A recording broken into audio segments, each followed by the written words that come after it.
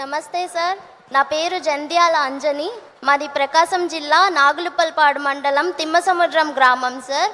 నేను టెట్లో రాష్ట్ర స్థాయిలో మొదటి ర్యాంకు, అలాగే స్కూల్ అసిస్టెంట్ మ్యాథమెటిక్స్లో డిఎస్సిలో రాష్ట్ర స్థాయిలో 2వ ర్యాంకు సాధించాను సార్. నేను మన గౌరవనీయులైన ముఖ్యమంత్రి గారిని ఒక ప్రశ్న అడగాలనుకుంటున్నాను సార్. మా తల్లిదండ్రులు కూడా ఉపాధ్యాయులే సార్. గతంలో మీ ప్రభుత్వ హయాంలోనే డిఎస్సిలో పోస్ట్ సాధించి ఇప్పుడు ఉన్నత పాఠశాలలో ఉపాధ్యాయులుగా పనిచేస్తున్నారు సార్. మళ్ళీ మీ ప్రభుత్వ హయాంలోనే నాకు ర్యాంక్ రావడం నాకు చాలా ఆనందంగా ఉంది.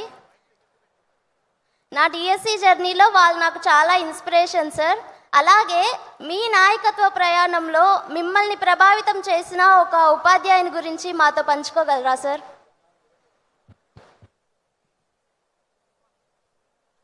కొన్ని సంఘటనలు ఉంటాయి మా జీవితాల్లో. నేను ఎస్వి యూనివర్సిటీలో చదివాను. ఎకనామిక్స్ డిపార్ట్మెంట్లో ఎంఏ చేశాను. నాకు అప్పట్లో డిఎల్ నారాయణ ఒక ప్రొఫెసర్ ఉండేవాడు, ఎకనామిక్స్ ప్రొఫెసర్. ఆయన నన్ను అన్ని విధాలా ప్రోత్సహించేవాడు. నేను స్టూడెంట్ లీడర్గా ఎమర్జ్ అవ్వడానికి కొంతవరకు సహకరించి, నేను ఎప్పుడు చదువుకునేవాడిని కాదు పెద్దగా. నాకు ఒక ఆలోచన ఉండేది, ఏం కావాలి అనుకున్నప్పుడు చాలామంది నాకు సజెస్ట్ చేశారు. ఐఏఎస్ అయితే బాగుంటుందన్నారు. ఐఏఎస్ మనకు చదివేంత ఓపిక లేదు కాబట్టి కాలేము. ఏం చేయాలని ఆలోచించినప్పుడు నేను రాజకీయాల్లోకి రావాలని ఒక నిర్ణయం తీసుకుంటే నన్ను ప్రోత్సహించింది మొట్టమొదటిసారిగా మా ప్రొఫెసర్ డిఎల్ నారాయణ గారు అన్ని విధాల. అక్కడి నుంచి నేను యూనివర్సిటీ క్యాంపస్ నుంచే ఎమ్మెల్యేగా పోటీ చేశాను. ఎమ్మెల్యే అయ్యాను. తర్వాత 2 ఏళ్లలో మంత్రి అయ్యాను. మళ్ళీ ఈ స్థాయికి వచ్చానంటే ఒక్కొక్కసారి కొంతమంది మనకు ప్రోత్సహిస్తారు. ఆ ప్రోత్సాహాన్ని అందుకుంటే ఆకాశమే హద్దుగా ఎదిగే పరిస్థితి వస్తుంది. ఆ పాత్రలో టీచర్స్ కూడా మీలో ఒక బాధ్యత ఉంది. మీ దగ్గర చదువుకునే పిల్లల్లో ఎలాంటి స్కిల్స్ వాళ్ళకున్నాయి. కొంతమంది మ్యాథమెటిక్స్లో చాలా స్ట్రాంగ్గా ఉంటారు పిల్లలు, వాళ్ళని గుర్తించాలి. కొంతమంది సాంకేతికంగా అంటే సైన్స్ ఇవన్నీ కూడా చాలా బాగుంటారు, వాళ్ళు గుర్తించాలి. అవి గుర్తించి మీరు కానీ వాళ్ళలో ఉండే ఇన్హెరెంట్ క్వాలిటీస్ బయట తేగలిగితే బ్రహ్మాండమైన భవిష్యత్తు ఉంటుంది. కృషి చేస్తే ఏదైనా సాధ్యం. ఒక ఎగ్జాంపుల్ చెప్తున్నాను. నాకు ఒక కోరిక మీ అందరి మీద. నేను ఎప్పుడూ లోకేష్ గారు ఎడ్యుకేషన్ గురించి పట్టించుకోలేదు, మా మిస్సెస్సే పట్టించుకునింది. కడాన ఈయన స్టాన్ఫోర్డ్కి పోవడానికి, బ్రహ్మణి కూడా స్టాన్ఫోర్డ్ పోవడానికి మా మిస్సెస్సే కారణం. అప్పుడప్పుడు నా వెనకానబడి నువ్వు కూడా కొంచెం శ్రద్ధ పెట్టు, అక్కడ వెరిఫై చేసి చెప్పంటే కొద్దిగా ప్రయత్నం చేస్తే ఈరోజు ఒక కుటుంబంలో 2 కూడా స్టాన్ఫోర్డ్ చదువుకొని వచ్చారు. నేను ఇక్కడుండే టీచర్స్ అందరినీ ఒకటే కోరుతున్నా, నాకు ఒక కళ, నా ఆశయం, ఆంధ్రప్రదేశ్లో ఉండే యువత మొత్తం ప్రపంచంలో జరిగే మార్పులకు అనుగుణంగా వీళ్ళు విద్య అభ్యసించాల్సిన అవసరం ఉంది. ఈరోజు ఒక్కటే కాదు, నేను ఎవ్వరూ ఊహించినప్పుడు ఐటీ గురించి మాట్లాడాను. ఈరోజు మీ అందరితో నేను చెప్పేది నాలెడ్జ్ గురించి మాట్లాడుతున్నా. అందుకే ఇటీవల కాలంలో పదే చెప్తున్నాను, హార్డ్ వర్క్ కాదు కావాల్సింది, స్మార్ట్ వర్క్ కావాలి.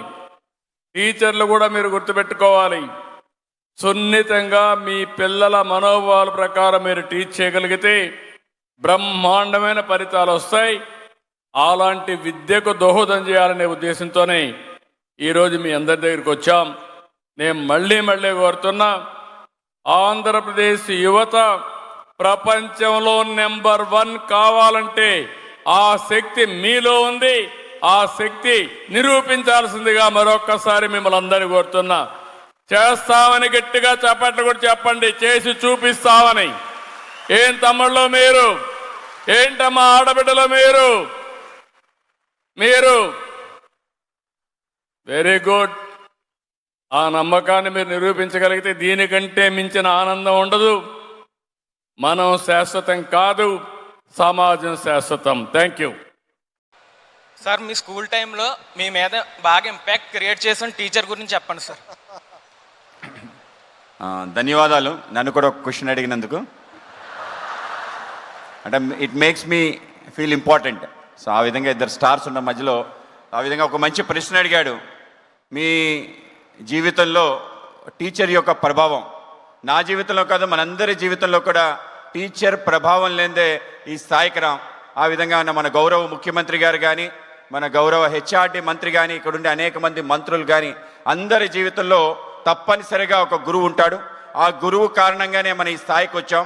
ఆ విధంగా నా జీవితంలో కూడా నేను విజ్ఞాన విహార ఆవాస విద్యాలయం గుడిలో అని చెప్పి ఒక స్కూల్లో చదువుకున్నాను.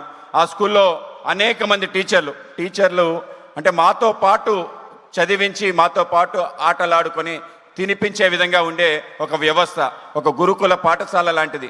ఆ విధంగా మా ప్రిన్సిపల్ గారు ఉండే దూసి రామకృష్ణ గారు, ఇప్పుడు ఆయన విజ్ఞాన భారతి యొక్క అఖిల భారత అధ్యక్షులుగా ఉన్నారు.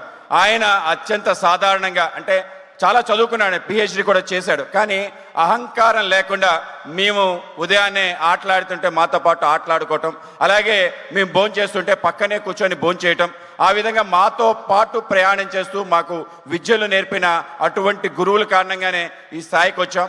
ఆ విధంగానే ఇవాళ కూడా అహంకారం ఎక్కడ రాకూడదు, అంత స్థాయికి వెళ్ళి వాళ్ళు ఆ విధంగా ఉండగలుగుతున్నారు, మనం ఎందుకు ఉండలేం. అలాగే చిన్న చిన్న విషయాల పట్ల అంటే ఒక పని చేస్తే పనిలో అనేక రకాల విషయాలు ఉంటాయి. చిన్న చిన్న విషయాలని మనం అశ్రద్ధ చేస్తాం. మా గురువు గారి దగ్గర మీరు నేర్చుకున్నది ఏంటంటే చిన్న చిన్న విషయాల పట్ల శ్రద్ధ వహించడం ద్వారా గొప్ప గొప్ప కార్యాలు సిద్ధిస్తాయి. ఆ విధంగా అనేక మంది గురువులు ఉన్నారు మాకు.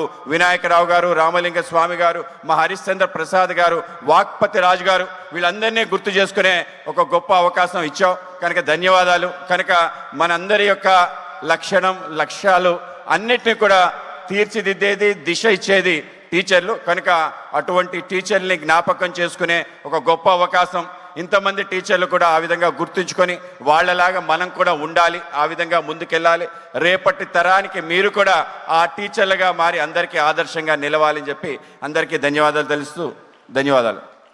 ధన్యవాదములు సార్. మీ అనుభవాలను మాతో పంచుకున్నందుకు ప్రత్యేకంగా ధన్యవాదములు తెలియజేస్తూ ఈ గ్యాలరీలో ఎవరైనా ప్రశ్న అడగాలి అనుకుంటే దయచేసి నుంచోవలసిందిగా కోరుతున్నాం.